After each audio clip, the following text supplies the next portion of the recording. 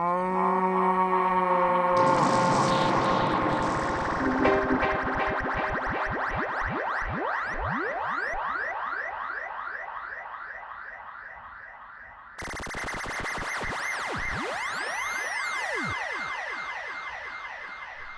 now want to consider the theme of environmental justice. There are really two main aspects of this: justice between present-day societies and justice between the present and future generations. Both of them are of vital importance. Let's consider first justice between present-day societies and nations.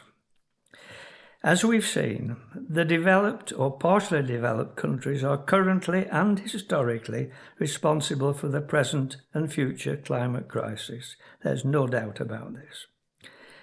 On the other hand, the poorest countries are the least responsible, barely responsible at all indeed, and they are the most vulnerable.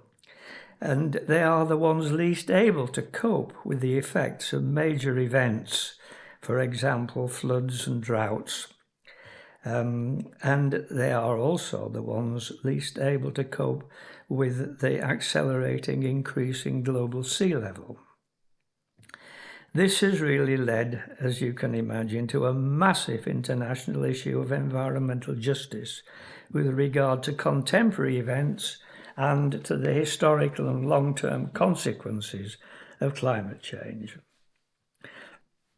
The severe drought and the succeeding unprecedented floods in 2022 in Pakistan really well illustrate the first type of environmental justice issue, since economically Pakistan is unable to cope with the dire consequences of the droughts and floods without massive international aid from richer countries. So they really highlight this issue of environmental justice at the present day. If we take a purely contemporary view linked to single events, that, however, that ignores the cumulative impact of historical greenhouse gas increases, for example, through sea level rise, as well as the persisting effects of overexploitation of resources, especially through colonialism. So we can't just put climate change in a box on its own. It does actually link with overexploitation of resources, and it's not something to be considered entirely in isolation. Now, any estimate of the financial obligations arising from these disparities between the richer exploiting countries and the poorer countries, it totally exceeds the capacity or willingness of the richer countries to provide the necessary compensation. One aspect suggests that the rich countries would need to provide $40 billion US dollars a year at once to help the countries adapt, and that number, that 40 billion, should increase to 300 billion by the year 2030. These huge sums are they're not going to be generated, alas, and up to now, there's no sign that even previously agreed targets, transferring as an initial contribution $100 billion to poorer countries, they've never been met, they've never been honoured, they've been agreed, they've been signed up to, but only a fraction of that has actually happened. So the disparities between the countries most responsible and the countries most affected are huge.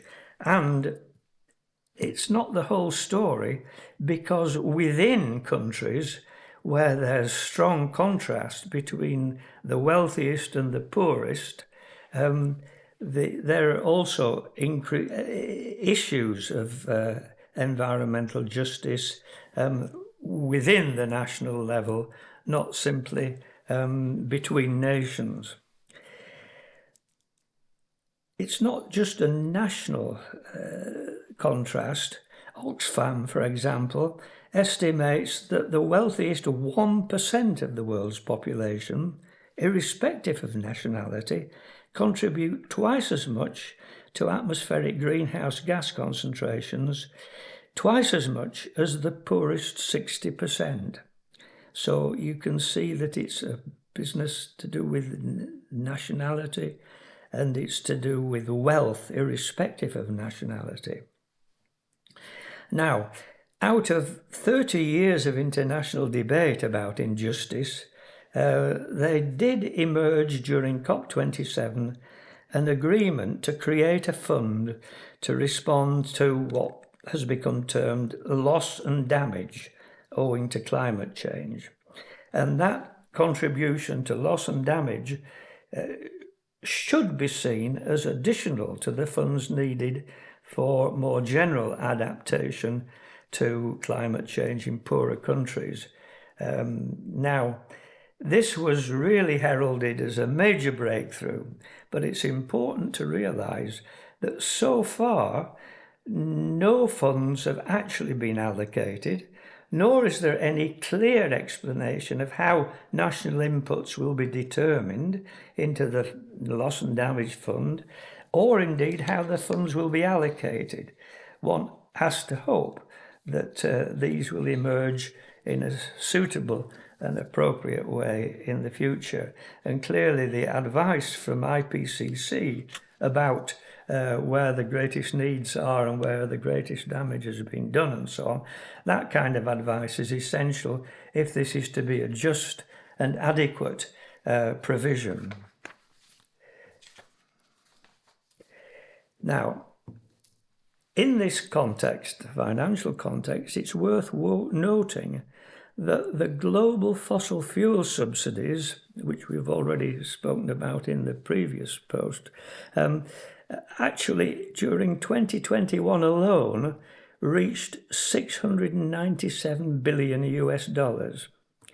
That amount could actually pay for the climate-related economic losses suffered by the most vulnerable countries for the whole 2 decades from 2000 to 2019, and still leave a profit of $170 billion US dollars. So you can see that there is this huge disparity between the profits being made by the polluting industries and the polluting countries and the richest, and the needs and the requirements of the poorest countries. The concept of contemporary environmental justice is it's almost unbelievably large as a gap between what should be achieved and what could be achieved and what is actually likely to be achieved.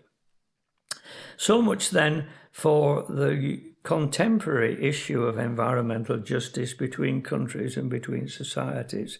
If we look at the injustice between generations and recognise the fact that the current and past generations have created a situation in which future generations cannot escape a good deal of suffering and disadvantage. This really is an issue that is simply not possible to quantify and to express in anything like quantitative terms, because it depends so heavily on the future trend of global warming and all its related consequences. In other words, if it were possible to limit global warming, say to 1.5 degrees, this would be a much less severe issue than the probability that is in front of us of having a much higher increase in global temperature. And under those circumstances, then the disparity, the injustice between generations would be increasingly severe. So we can't quantify it, but we have to recognise that it is hugely important and potentially disastrous. At the very least, it should give us a sense of the massive burden already imposed on future generations, and in so doing, it should reinforce the need to move to zero emissions globally and to reduce atmospheric concentrations of greenhouse gases as quickly as possible. But it's hard to get just beyond that rather bland and general statement, which doesn't really capture the size of the huge generational injustice involved in what we've done and what we continue to do, and the consequences of that for future generations.